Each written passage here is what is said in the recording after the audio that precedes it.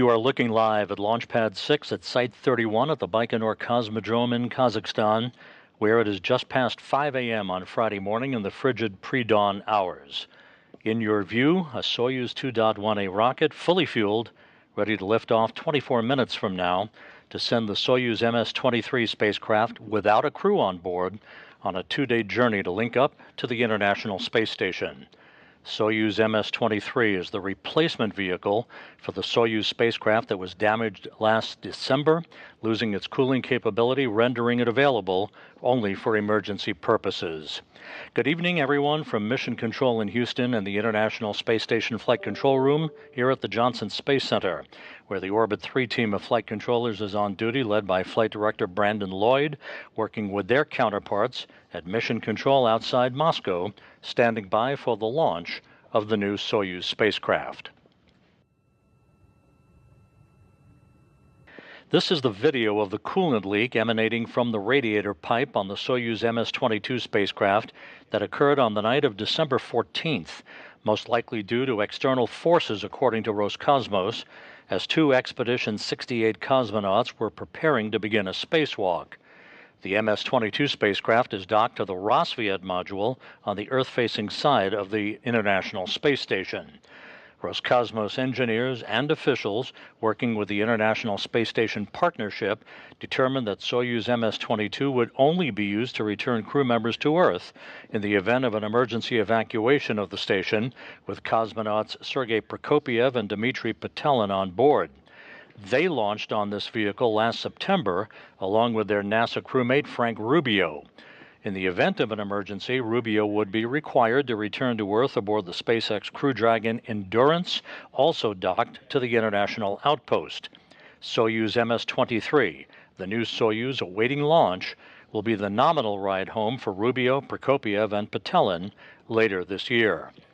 Once the uncrewed Soyuz MS-23 reaches the station on Saturday night for an automated docking to the Poisk module on the space-facing side of the station, the 3 crew members will prepare the damaged Soyuz MS-22 for an undocking late next month and an uncrewed parachute-assisted landing on the steppe of Kazakhstan for post-flight analysis by engineers. That Poisk docking port for the replacement Soyuz opened up last Friday night, when the uncrewed Progress 82 cargo ship undocked following its own coolant leak 6 days earlier, a coolant leak similar to that incurred by the Soyuz. The Progress was deorbited last Saturday and burned up harmlessly over the Pacific Ocean, setting the stage for tonight's launch. Countdown clocks are ticking backward, now 21 minutes, 8 seconds until the liftoff of the Soyuz MS-23. Rather than carrying 3 crew members to orbit, the uncrewed Soyuz spacecraft is loaded instead with 946 pounds of logistics and supplies for the Expedition 68 crew. And again, this replacement vehicle will be the ride home for Rubio, Prokopyev, and Petelin later this year. On board the International Space Station at this hour, the 7 crew members comprising the Expedition 68 crew are asleep. At the time of launch, the International Space Station will be flying 260 statute miles over the South Atlantic. Extensive engineering tests of the new Soyuz were conducted by specialists in Baikonur. Yesterday, the ISS mission management team met and gave its final approval to proceed with tonight's launch. To punctuate the criticality of this launch, in attendance in Baikonur this evening are NASA's Associate Administrator for Human Spaceflight, Kathy Leaders, and the ISS Program Manager, Joel Montalbano. The 3-stage Soyuz booster was fueled several hours ago. Everything is proceeding on track for launch. The launch time is 6:24 and 29 seconds p.m. Central Time, 7:24:29 Eastern Time, which is 5:24 and 29 seconds a.m. Baikonur time on Friday morning. Once the Soyuz lifts off, the milestones will be as follows. The first stage separation of the 3 stages of the Soyuz booster is scheduled to occur at the 1-minute 58-second mark into the flight, followed about 36 seconds later by the jettisoning of the launch shroud, and then the second stage shutdown of its engines at the 4-minute 37-second mark into the flight. Second stage separation occurs 11 seconds later. The third stage engines will continue to propel the Soyuz uphill to its preliminary orbit, with third stage shutdown and initial orbital insertion occurring at the 8-minute 46-second mark into the flight. Following that, 3 seconds later, Soyuz separation from that third stage. That will activate what is called Program 4, the deployment of appendages, meaning the solar arrays and navigation antennas, and the Soyuz will be on its way. Again, this is a 34-orbit, 2-day journey to reach the International Space Station. At that point, the chase will be on. Automated docking to the Poisk module is scheduled for Saturday night at 7:01 p.m. Central Time, 8:01 p.m. Eastern Time. We're inside the 18.5-minute mark until launch. Again, you're looking at a view of the Soyuz booster, the 2.1A booster on Launch Pad 6, Site 31 at the Baikonur Cosmodrome. The gantry arms were retracted about 20 minutes ago, and the vehicle is on autonomous power at this hour.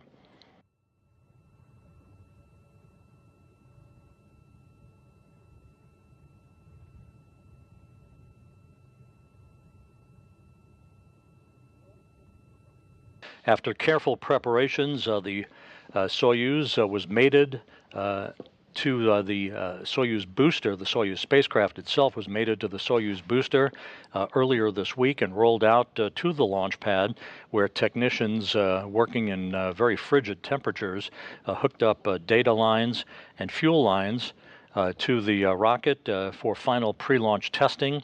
Everything has gone by the book as the Soyuz awaits its liftoff. Again, no crew on board. This will be the ride home for Frank Rubio, Sergei Prokopyev, and Dmitry Petelin later this year.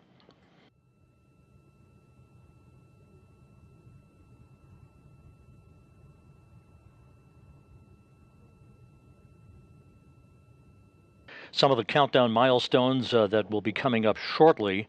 At the T-minus 7-minute mark, a launch key will be inserted in the launch bunker, a real key that transitions the launch sequence into its final automatic mode. At the T-minus 5.5-minute mark, there'll be a final check of the range down in Baikonur to make sure that the range is clear, no constraints, and that the Soyuz rocket is ready to begin its journey. Even though there's no crew on board, onboard systems will be switched to what is called onboard control, with cockpit displays being activated on board the Soyuz. And again, in place of the typical 3-member crew, we have 946 pounds of supplies and logistics for the Expedition 68 crew on board the International Space Station. At about the 3-minute 45-second mark into the count, the fuel lines and other elements of the rocket engines will be purged with nitrogen to fireproof them by removing vapors of fuel and oxidizer. And about 45 seconds after that, the boosters will be pressurized for flight, optimizing the flow of fuel and adding structural support to the rocket. Coming up on the 15.5-minute mark in the count, everything proceeding on track at Site 31 at the Baikonur Cosmodrome in Kazakhstan.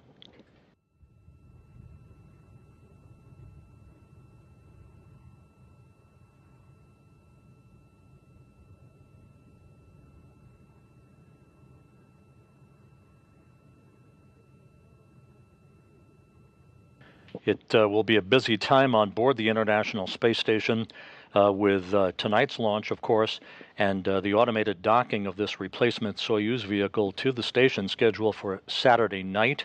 A little over 24 hours after that is the scheduled launch of the SpaceX Crew Dragon Endeavour from Launch Pad 39A at the Kennedy Space Center to carry 4 new crew members to the complex, led by Dragon Commander Steve Bowen of NASA, along with Woody Hoburg, Sultan Al Nayati of the United Arab Emirates, and Andrei Fedyaev, Russian cosmonaut from Roscosmos.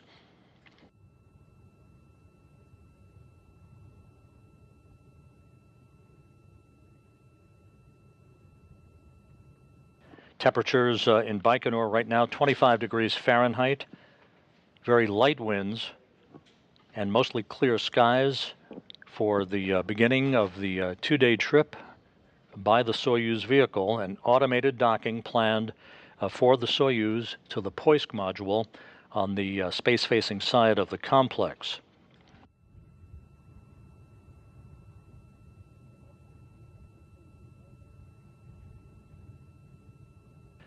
You can see just to the left side of the Soyuz booster, there are umbilical towers, two of them that are buttressed up against the side of the vehicle. At the T-minus 35-second mark in the count, the first of the two umbilicals will retract. The second umbilical will separate or retract from the side of the booster at about the T-minus 15-second mark. That will initiate the engine start for the first stage engines on the Soyuz 2.1A booster.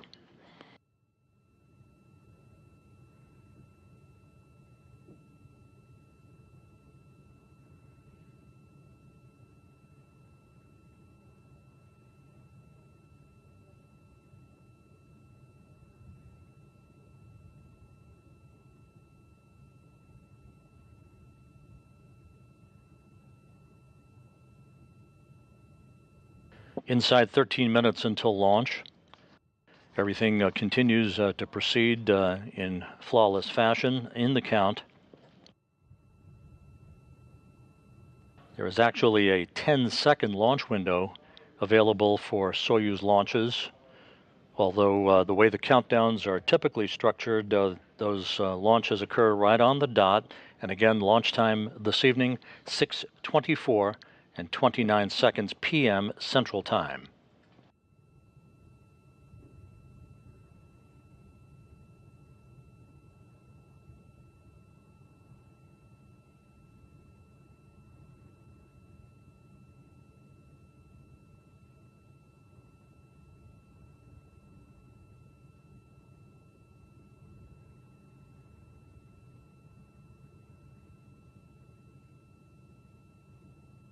Once the replacement Soyuz docks to the International Space Station, the three crew members who will ride it home, Rubio, Prokopiev, and Patelin, will transfer their Soyuz seatliners.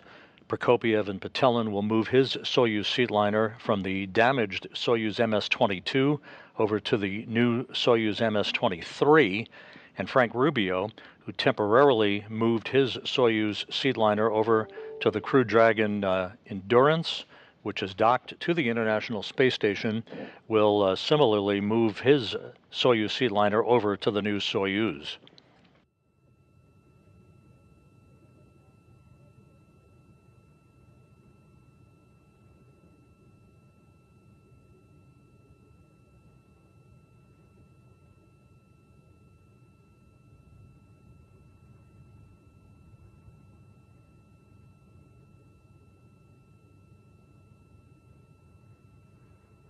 The International Space Station is currently traveling over the southern tip of South America, about to begin a southwest to northeasterly track in an orbit inclined 51.6 degrees to either side of the equator. The Soyuz booster, of course, will launch and then arc out to the northeast over the Central Asian desert, heading for its preliminary orbit with spacecraft separation scheduled 8 minutes and 49 seconds after launch. Coming up on the T-minus 10-minute mark.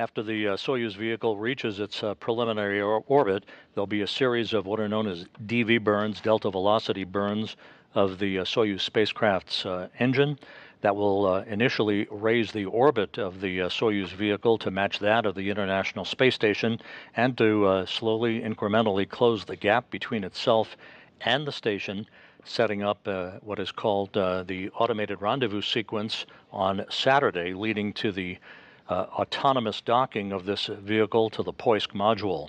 Again, docking on Saturday night, scheduled at 7:01 p.m. Central Time, 8:01 p.m. Eastern Time. We'll be on the air live with that coverage as well. Coming up on the 8-minute mark until launch.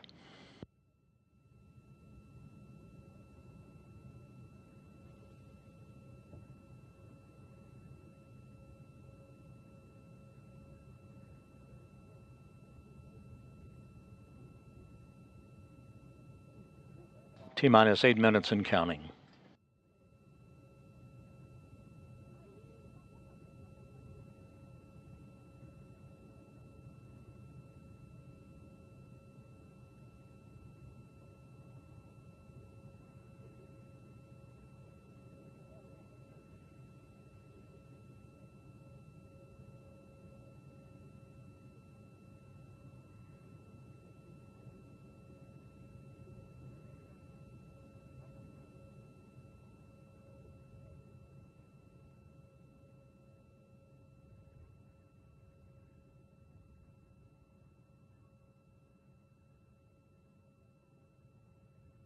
T-minus 7 minutes, 15 seconds until launch.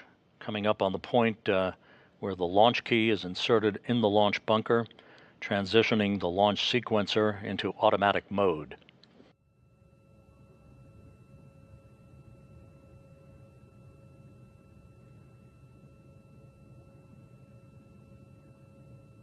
The launch taking place a little more than 2 hours before sunrise on Friday morning in the Central Asian desert.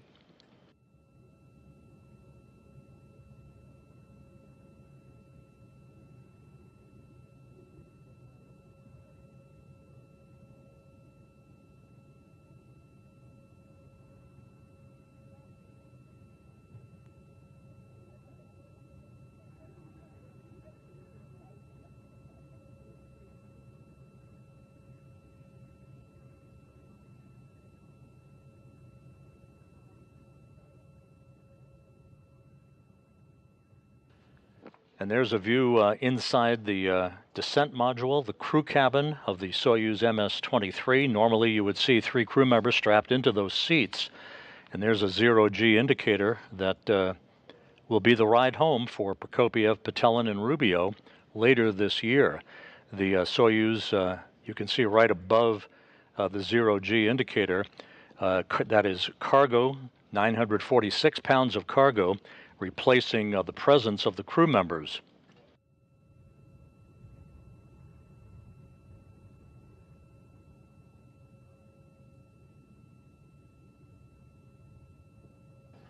T-minus 5 minutes, 30 seconds until launch.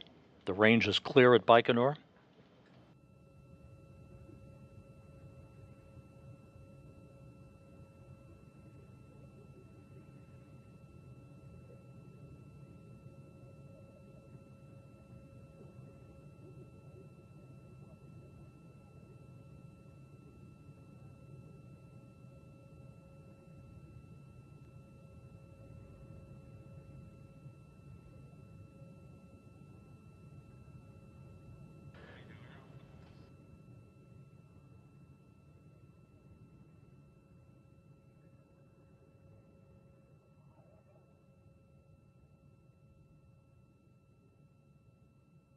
Coming up on the 4.5-minute mark until launch.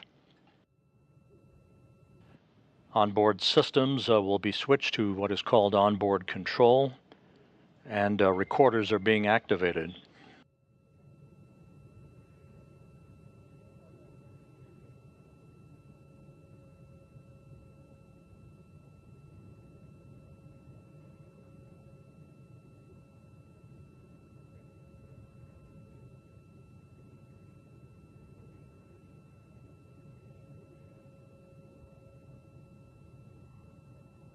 T-minus 4 minutes and counting.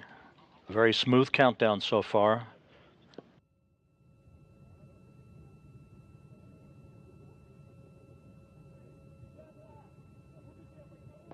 The first stage of the booster is being replenished with fuel. That ground propellant feed will be terminated about a minute and a half before launch.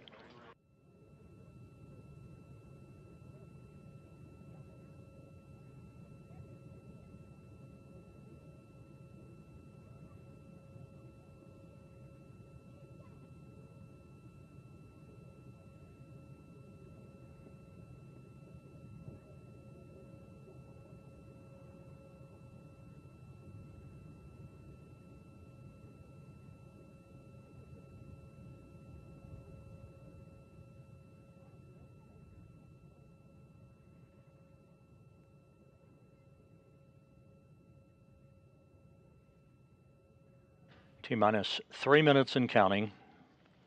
Just a few seconds away from booster tank pressurization.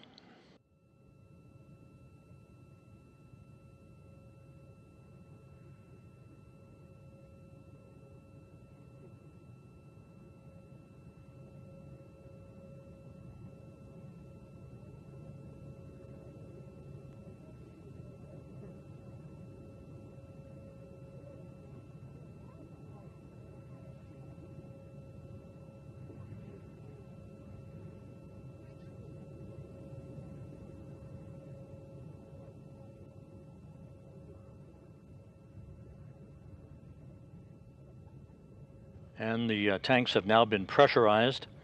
Once again, this optimizes the flow of fuel and adds structural support to the rocket as it sits on the pad. T-minus 2 minutes and counting till the launch of the uncrewed Soyuz MS-23.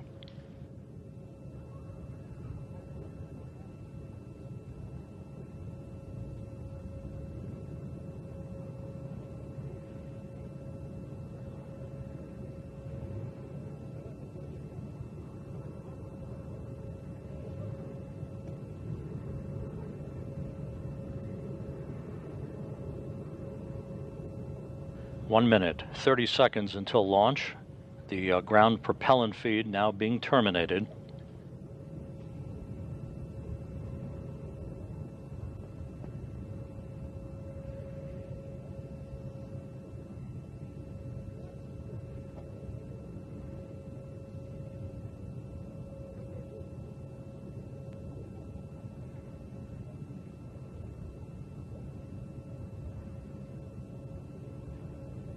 T-minus 1 minute.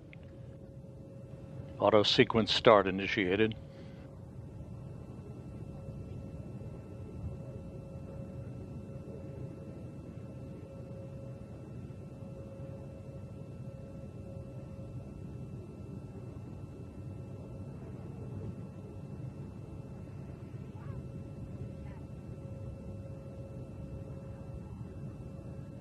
"35 seconds until launch." There's the retraction of the first umbilical tower.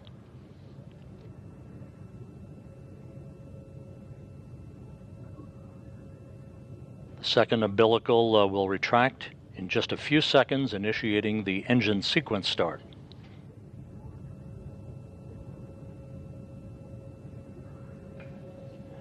And engine sequence start has begun. Engine ignition confirmed. The engine's throttling up. Now at full throttle. Turbo pumps at flight speed and liftoff.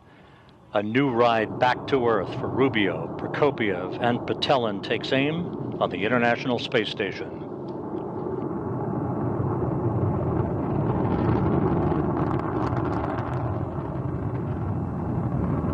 "20 seconds into the flight, roll program confirmed."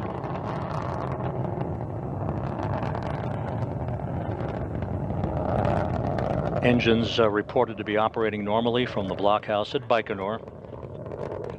38 seconds into the flight. The Soyuz arcing out to the northeast. Good structural stability on the vehicle.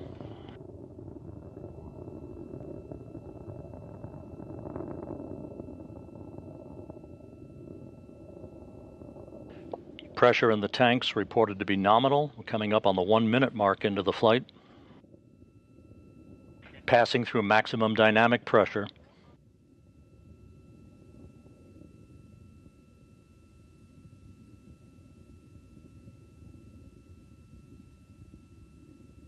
Flight reported to be going by the book, 1 minute 20 seconds into the flight.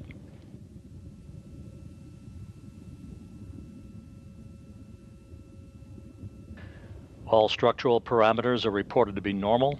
The engine's performing as planned. First stage separation is planned about 20 seconds from now.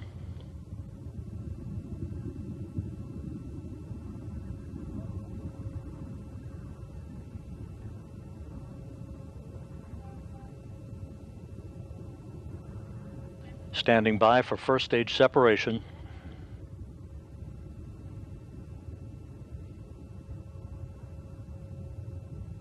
And we've had escape tower jettison and first stage separation.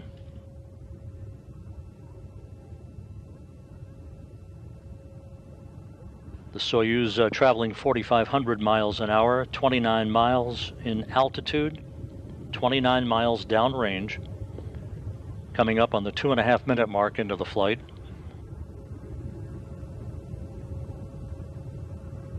Mark, 2 minutes 30 seconds into the flight, about 6.5 minutes to go. And we've had launch shroud jettison.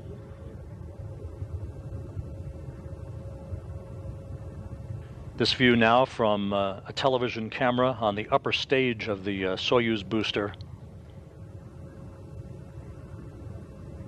Coming up on the 3-minute mark into the flight. Less than 6 minutes of powered flight remaining.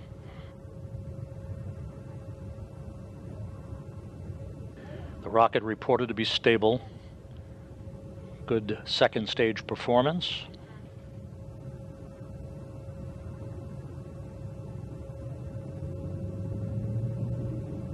Liftoff time was confirmed at 6:24 and 29 seconds p.m. Central Time, 5:24 and 29 seconds a.m. Baikonur time on Friday morning.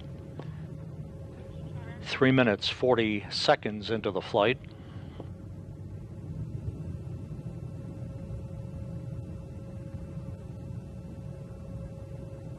The flight continues to go very smoothly. 5 minutes of powered flight remaining.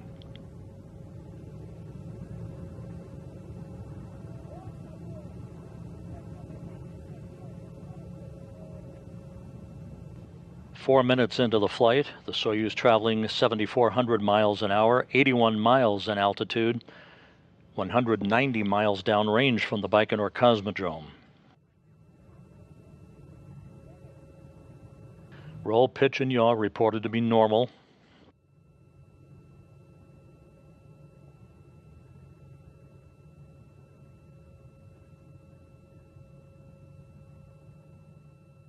Good structural parameters, good engine performance.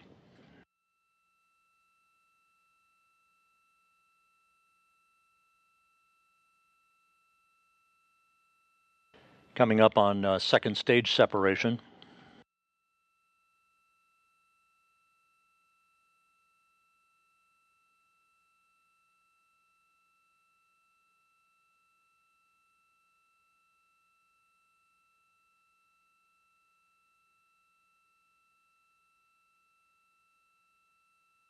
Second stage separation confirmed, third stage engine up and running.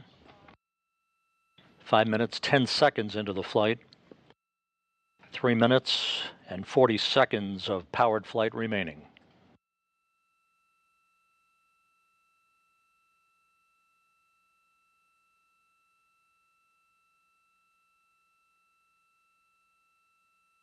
Five and a half minutes into the flight. The Soyuz now traveling just over 10,000 miles an hour, 106 miles in altitude, almost 400 miles downrange from the Baikonur Cosmodrome.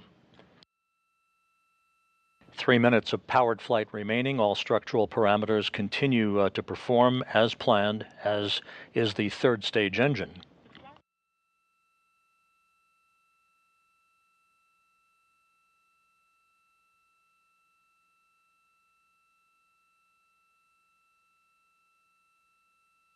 roll, pitch, and yaw, all confirmed to be normal.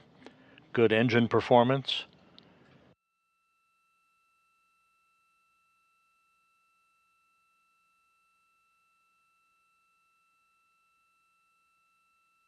Coming up on the 6.5-minute mark into the flight. Less than 2.5 minutes of powered flight remaining.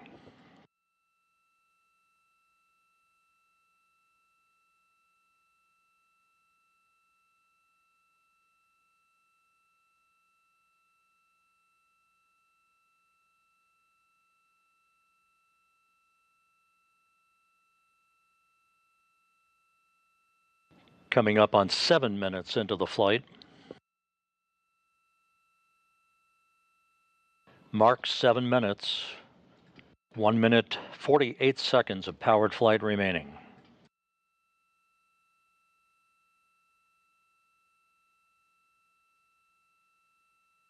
Soyuz now traveling some 13,000 miles an hour, 122 miles in altitude.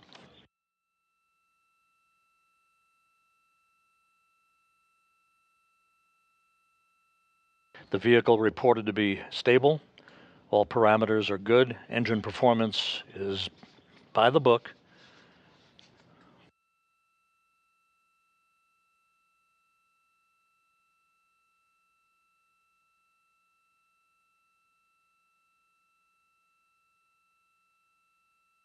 Seven minutes, 48 seconds into the flight, 1 minute of powered flight remaining.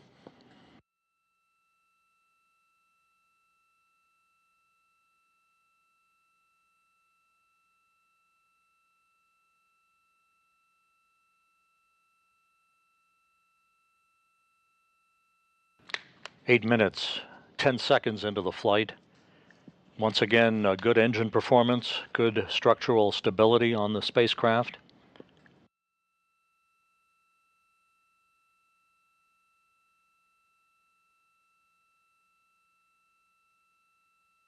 Now 8.5 minutes into the flight, less than 30 seconds until third stage separation.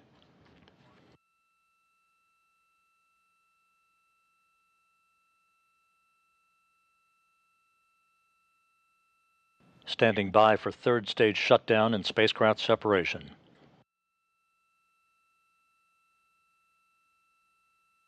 Third stage shutdown and spacecraft separation.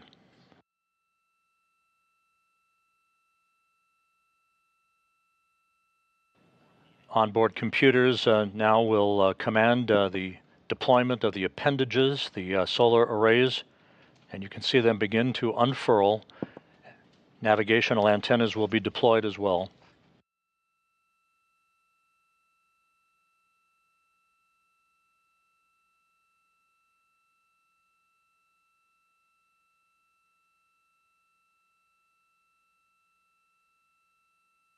And we now have confirmation that all appendages have been deployed, the solar arrays deploying as planned, as are all the navigational antennas. A nominal ascent for the uncrewed Soyuz MS-23. A perfect ride to orbit for the vehicle that will bring home Frank Rubio, Sergei Prokopyev, and Dmitry Petelin later this year.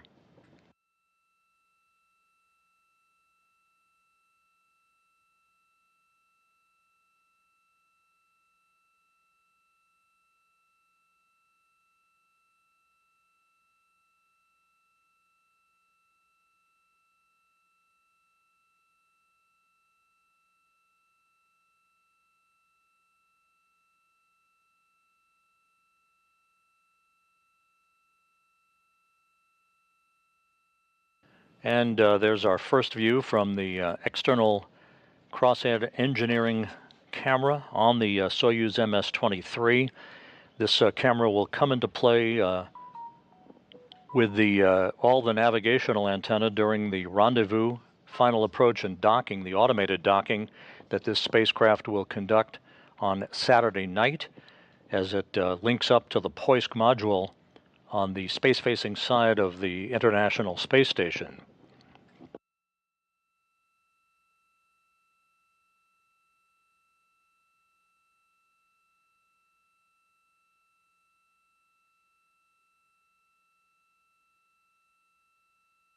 So once again, the uncrewed Soyuz MS-23 spacecraft atop the Soyuz 2.1A booster lifted off on time from Site 31 of the Baikonur Cosmodrome in Kazakhstan at 6:24 and 29 seconds p.m. Central Time, which was 5:24 and 29 seconds a.m. Baikonur time on Friday morning. It took just under 9 minutes for the three-stage Soyuz booster to do its job. Everything was perfect all the way up, with spacecraft separation coming at the 8-minute 49-second mark into the flight, followed seconds later by the deployment of the Soyuz's solar arrays and its navigational antennas.